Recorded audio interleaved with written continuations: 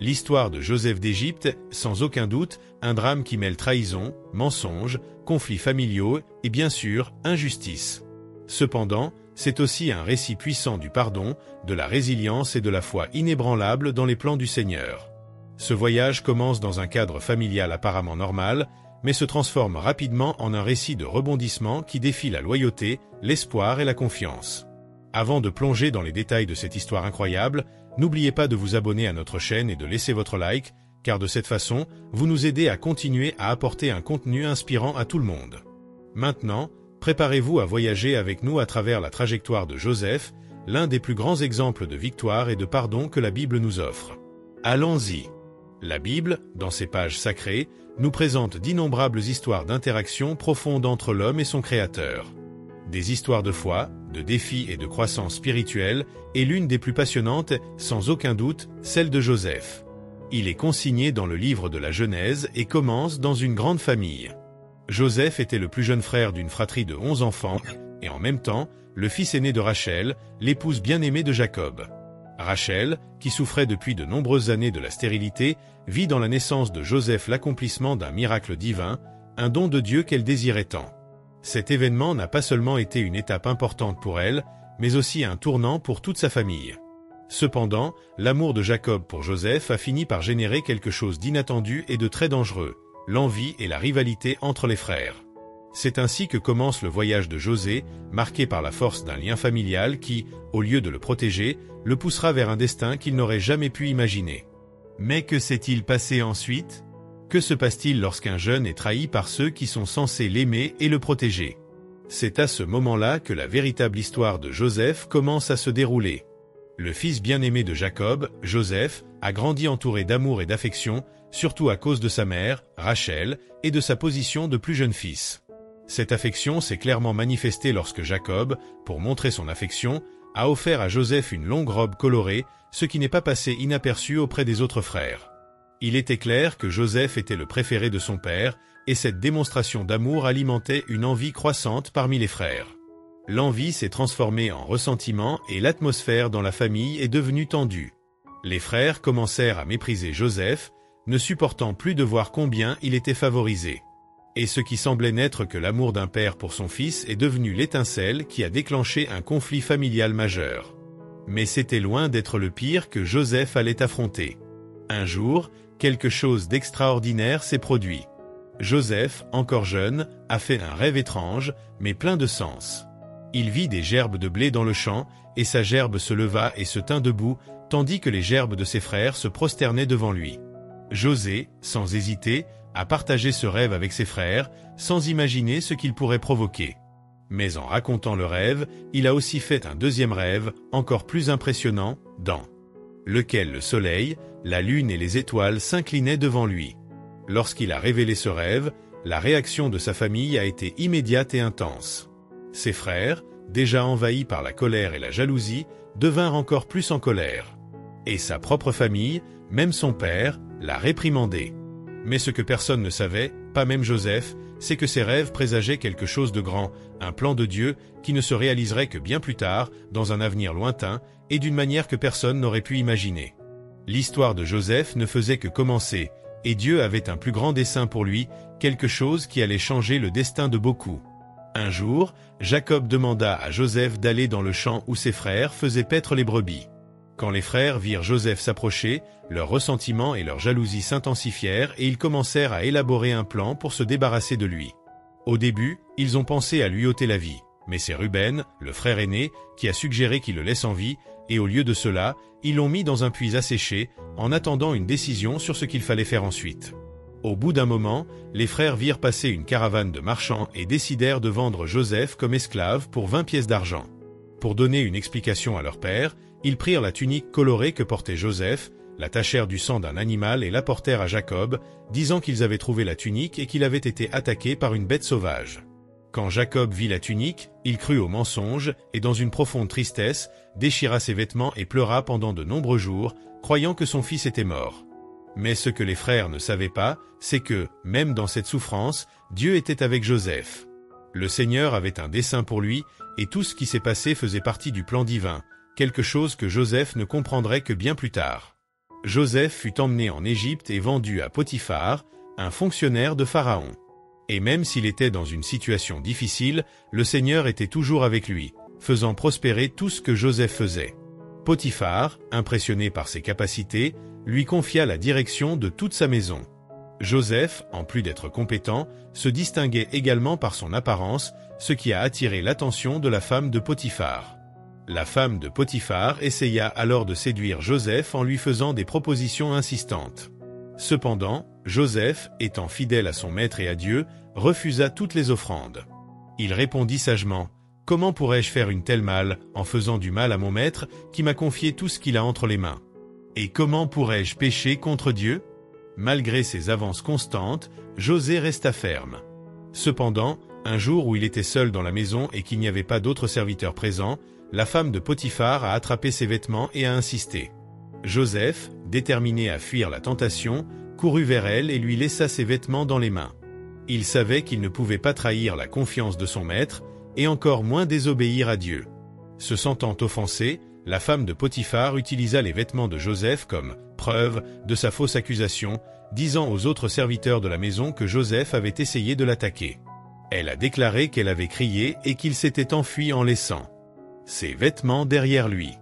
Lorsque Potiphar entendit parler de l'accusation, il fut furieux et sans autre enquête, envoya Joseph en prison. Même en prison, Joseph n'était pas seul. Le Seigneur était toujours avec lui, et ce moment, qui semblait être une grande injustice, s'inscrivait en fait dans le plan parfait de Dieu pour sa vie. En prison, malgré des circonstances difficiles, la bonté de Dieu ne s'est jamais détachée de Joseph. Le Seigneur a continué à le bénir de manière extraordinaire, ce qui se reflétait dans le fait que Joseph a prospéré même en captivité. Le geôlier, se rendant compte de la sagesse et de la direction de Joseph, lui confia la responsabilité de tous les autres prisonniers. Tout ce que Joseph faisait prospérait et sa confiance en Dieu le rendait de plus en plus respecté, même au milieu de l'adversité. Quelque temps plus tard, 2 hommes importants de la cour de Pharaon, le boulanger et l'échanson, furent jetés en prison après avoir offensé le roi. Ils ont été placés sous la responsabilité de Joseph, qui était chargé de s'occuper d'eux et de prendre soin de leurs besoins. Une nuit, ils ont tous les deux fait des rêves mystérieux, et à l'aube, Joseph s'est rendu compte qu'ils étaient inquiets. Lorsqu'il lui demanda la raison de leur agitation, l'échanson raconta son rêve à José. L'échanson a dit: « J'ai rêvé que je me tenais devant une vigne à 3 branches. Il a fleuri et bientôt des grappes de raisins mûrs sont apparues. J'ai pris les raisins, je les ai pressés dans la coupe et j'ai remis la coupe dans les mains de Pharaon. » Joseph interpréta sagement le songe et dit: « Dans 3 jours, Pharaon rétablira ta position d'échanson et tu retourneras servir le roi comme auparavant. Quand cela arrivera, souviens-toi de moi et parle de moi à Pharaon, afin que je sois délivré, car je suis ici injustement. » Le boulanger, en entendant l'interprétation favorable à l'échanson, raconta aussi son rêve à José. « J'ai rêvé que j'avais 13 corbeilles de pain blanc sur la tête, et dans la corbeille la plus haute se trouvaient toutes les délicatesses de Pharaon. Cependant, les oiseaux du ciel sont venus et ont mangé la nourriture du panier, a déclaré le boulanger. » Joseph répondit tout aussi clairement: « Dans 3 jours, Pharaon t'ôtera la vie, et tu seras pendu, et les oiseaux viendront manger ta chair. » Comme Joseph l'avait interprété, en 3 jours, les événements se sont accomplis exactement comme il l'avait dit. L'échanson fut rétabli dans son bureau, tandis que le boulanger fut exécuté, et tout se passa selon la parole que Joseph avait donnée. Malgré sa libération, Joseph savait qu'il avait encore un long chemin à parcourir avant de voir le plein accomplissement du plan de Dieu pour sa vie.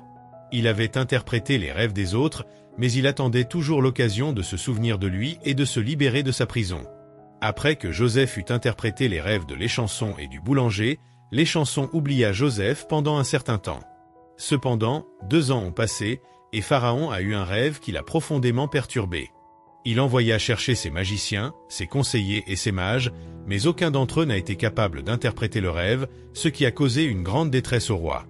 C'est alors que l'échanson, se souvenant de Joseph et de la façon dont il avait interprété ses rêves en prison, parla à Pharaon du jeune Hébreu. Immédiatement, Joseph fut amené devant le roi. Pharaon lui dit avec angoisse: « J'ai fait un songe inquiétant et j'aurais appelé mes magiciens et mes mages, mais personne n'a pu l'interpréter. J'ai entendu dire que tu as le don d'interpréter les rêves, et c'est pourquoi je t'appelle. » Joseph répondit humblement: « Ce n'est pas moi qui ai ce pouvoir, mais Dieu qui donnera la réponse que le roi cherche. » Alors Pharaon raconta son songe. J'étais au bord de la rivière, et j'ai vu cette vache grasse et en bonne santé qui remontait de la rivière, qui commençait à paître. Mais peu de temps après, cette vache maigre et laide sont apparues, que je n'ai jamais vues comme dans tout le pays d'Égypte. Ils dévoraient les vaches grasses. Quand je me suis réveillé, je me suis rendormi et j'ai fait un autre rêve. Et je vis cet épi plein des bons, mais ensuite ces petits épis de blé poussèrent, et ils dévorèrent les bons épis. J'ai raconté ce rêve à mes magiciens, mais personne ne savait comment l'interpréter. Joseph parla alors fermement, ces deux rêves ne font qu'un, et Dieu a révélé à Pharaon ce qu'il fera. Les 7 vaches grasses et les 7 bons épis représentent 7 années de grande abondance dans le pays d'Égypte. Mais après ces 7 années d'abondance, il y aura 7 années de grande famine, si sévère que l'abondance des années précédentes sera oubliée. La famine consumera tout le pays d'Égypte. Si le rêve s'est répété, c'est parce que Dieu est pressé d'accomplir sa parole. Joseph poursuivit sagement. Il faut que Pharaon choisisse un homme sage, qui ait du discernement, et qui le place sur tout le pays d'Égypte. Cet homme devra organiser la collecte de nourriture pendant les 7 années d'abondance pour s'assurer que le pays survive aux années de famine. Pharaon fut impressionné par la clarté de l'interprétation et la sagesse de Joseph. Il demanda aussitôt à ses serviteurs, « Trouve-t-on quelqu'un comme cet homme, en qui est l'Esprit de Dieu ?» Pharaon s'est rendu compte que Joseph, avec son discernement divin, était la bonne personne pour diriger l'Égypte à ce moment crucial. Alors, Pharaon, voyant la sagesse et la clarté de Joseph, reconnut que personne d'autre ne pouvait occuper le poste qu'il s'apprêtait à lui offrir. « Il n'y a personne d'aussi sage et d'aussi compréhensif que vous. Dieu vous a fait connaître toutes ces choses, » a déclaré Pharaon. Et il dit à Joseph, « Tu seras sur ma maison, et c'est par ta bouche que tu domineras sur tout mon peuple. Ce n'est que sur le trône que je serai plus grand que toi. » Avec beaucoup d'honneur, Pharaon donna à Joseph l'anneau de son sceau royal et le revêtit de vêtements de fin lin. Il plaça un collier d'or pur autour de son cou, marquant son ascension vers le pouvoir. Il fit aussi monter Joseph sur le second char de Pharaon, et comme il passait dans les rues, le peuple poussa des cris et s'agenouilla devant lui. Ainsi, Joseph reçut l'autorité sur tout le pays d'Égypte, et Pharaon lui dit, « Je suis Pharaon, mais toi, Joseph, tu auras l'autorité absolue. Personne, dans tout le pays d'Égypte, ne lèvera la main ou le pied sans sa permission. » Joseph, maintenant souverain de l'Égypte, reçut un nouveau nom, Aphenat-Panéa. Et comme signe de sa nouvelle position, la fille de Potiphar, le prêtre don, nommé Asenath, lui fut donnée comme épouse. Avec cela, Joseph commença à régner sagement sur toute l'Égypte. Il avait 30 ans lorsque cela s'est produit, et son nom et sa position se sont répandus comme un symbole de la force et de la justice de Dieu. Au cours des 7 années d'abondance, Joseph organisa l'Égypte, rassemblant de grandes quantités de nourriture et la stockant dans des greniers, selon les directives de Pharaon. Au cours de cette période, Asenath a donné naissance à 2 fils. Le premier, Joseph l'appela Manassé en disant « Dieu m'a fait oublier tous mes travaux et ma famille d'origine. » Il nomma le second Éphraïm en disant « Dieu m'a fait prospérer dans le pays de mon affliction. » Les 7 années d'abondance passèrent, et comme Joseph l'avait prédit, la grande famine, décrétée par Dieu, frappa durement le pays. La famine n'a pas seulement touché l'Égypte, mais aussi le pays de Canaan, où la famille de Joseph vivait toujours. Quand Jacob apprit qu'il y avait de la nourriture en Égypte, il envoya ses fils acheter des provisions, mais garda Benjamin, le plus jeune fils, à la maison, de peur de perdre aussi son fils bien-aimé. Les 10 frères de Joseph, qu'il avait trahis des années plus tôt, se rendirent en Égypte. Cependant, Jacob n'envoya pas Benjamin, craignant pour sa sécurité. Arrivés en Égypte, les frères se présentèrent devant Joseph, qui était maintenant le gouverneur chargé de la distribution des vivres. Quand ils se sont prosternés devant lui, Joseph s'est souvenu du rêve qu'il avait fait dans sa jeunesse, quand il avait vu ses frères et même les étoiles se prosterner devant lui. Cependant, les frères ne l'ont pas reconnu. Joseph parla alors durement, « D'où venez-vous » Et les frères répondirent, « De Canaan, mon Seigneur, nous sommes venus acheter des vivres. » À ce moment-là, Joseph a dû faire face à ses émotions et au plan de Dieu qui se déroulait. Joseph regarda alors ses frères et leur dit, « Vous êtes venus pour explorer le pays. » Les frères, craignant la réaction, répondirent, « Non, Seigneur, nous sommes tous fils du même homme nommé Jacob. Nous sommes 12 frères en tout, mais l'un est déjà mort, et l'autre est avec notre père. » Joseph a dit avec méfiance, « Si tu dis vraiment la vérité, apporte-moi ce jeune frère comme preuve. » Pour s'assurer qu'ils reviennent, Joseph ordonna que les 10 frères soient emmenés en prison, où ils passeraient 3 jours. Après ces jours d'emprisonnement, Joseph les relâcha et leur dit, « Si tu es vraiment celui que tu prétends être, amène le petit frère. Je les laisserai apporter de la nourriture à la famille.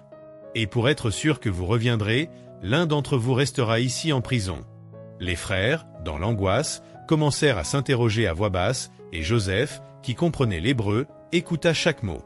Ils se lamentaient, croyant que tout cela se passait comme une punition pour leur trahison de Joseph des années auparavant. José s'est éloigné et, ému, s'est rendu dans une pièce privée où il a pleuré. Il envoya chercher Siméon et renvoya les autres frères, leur apportant des vivres pour le voyage de retour à Canaan. Quand les frères sont rentrés chez eux et ont tout dit à Jacob, y compris l'exigence que Benjamin soit emmené, Jacob était profondément attristé et réticent. Il ne voulait pas perdre un autre enfant. Mais Ruben s'intervint en disant, « Si vous ne ramenez pas Benjamin, je vous offre mes 2 fils comme garantie. Qu'il reviendra sain et sauf. » Devant la promesse de Rubens, Jacob, bien qu'encore effrayé, finit par accepter et Benjamin est envoyé avec les frères en Égypte. L'histoire se poursuit avec le 2e voyage des frères en Égypte, maintenant accompagnés de Benjamin. Ils ont emporté avec eux des épices et une somme double, comme un moyen de payer pour l'erreur qu'ils croyaient avoir commise auparavant. Lorsqu'ils sont arrivés en Égypte, Joseph a vu ses frères, et lorsqu'il a vu Benjamin, son frère cadet, il n'a pas pu contenir son émotion. « C'est ton petit frère dont tu as parlé, » dit Joseph, et, dans un moment de grande émotion, il se retira dans une chambre particulière, où il pleura intensément. Puis il revint se présenter à nouveau aux frères, essayant de garder son sang-froid face à cette rencontre inattendue. Après le festin, Joseph demanda à ses serviteurs de préparer les bagages des frères pour le voyage de retour, et à sa grande surprise, leur ordonna de placer une grande quantité de provisions ainsi que l'argent que chacun apportait. Mais ce n'est pas tout. Dans le sac de son jeune frère, Benjamin, il avait placé sa tasse d'argent personnelle. Dès que l'aube parut, les frères partirent, ignorant le plan de Joseph. Peu de temps après, Joseph envoya son serviteur à leur rencontre, et quand il l'eut trouvé, le serviteur lui demanda fermement « Pourquoi as-tu rendu le bien pour le mal? N'est-ce pas là la coupe de mon Seigneur, par laquelle il devine ?» Ne comprenant pas l'accusation, les frères se défendent en disant « Comment pourrions-nous piller la maison de notre maître après tant de bonté qu'il nous a témoigné ?» Alors le serviteur répondit « Si l'un de vous est trouvé avec la coupe, il mourra, et tous les autres seront esclaves. » Effrayés, les frères commencèrent à décharger leurs bagages un par un jusqu'à ce que, en ouvrant le sac de Benjamin, on trouva la tasse d'argent, ainsi que l'argent qu'ils avaient utilisé pour payer les courses. Face à cette découverte, tout le monde était désespéré. Ils retournèrent rapidement à la ville, et lorsqu'ils arrivèrent à la maison de Joseph, il les affronta. « Comment avez-vous pu faire cela ?» a-t-il demandé. Joseph, d'un air sérieux, dit « Dieu a fait ressortir tes péchés. Maintenant, ils seront tous mes esclaves. » Mais Judas, le cœur angoissé, s'avança et dit « Loin de moi, mon Seigneur, l'idée de faire une chose si terrible. Seul celui qui a volé la coupe doit être un esclave, mais permettez-moi de prendre la place de Benjamin. Mon père aime beaucoup ce jeune homme, et s'il ne revient pas, ce sera la mort de son cœur. » Judas poursuivit « Je ne peux pas supporter de voir mon père souffrir à nouveau. Permettez-moi de me tenir à sa place, car ma vie est liée à celle de mon père. » La tension dans l'air était palpable et Joseph a été touché par la sincérité de Judas, qui était prêt à se sacrifier pour sauver son frère. Ce qui se passerait ensuite serait un véritable test de repentance et de transformation pour toutes les personnes impliquées. Face à la scène émouvante, José ne pouvait plus contenir ses larmes. Il ordonna à tous les serviteurs et employés de partir, et là, seul avec ses frères, il fondit en larmes si fort que tout le monde dans le palais l'entendit. C'est à travers ces larmes qu'il se révèle à ses frères et leur dit « Je suis Joseph.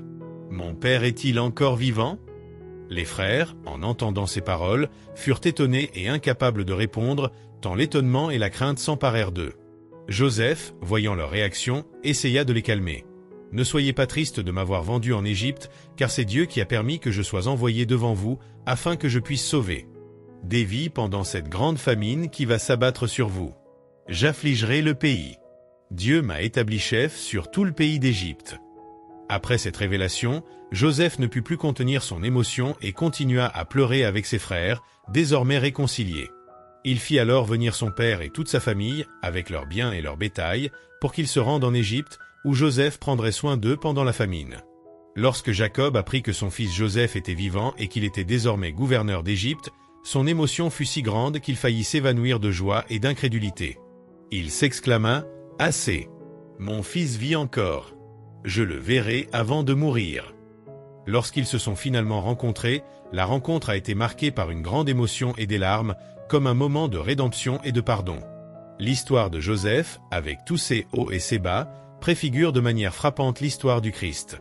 Tout comme Joseph a pardonné à ses frères qui l'avaient trahi, Jésus offre également le pardon à tous ceux qui se repentent sincèrement de leurs péchés. Si vous avez aimé cette vidéo, laissez votre like, commentez ci-dessous et si vous n'êtes pas encore abonné, abonnez-vous à la chaîne et activez les notifications pour ne plus manquer de contenu comme celui-ci.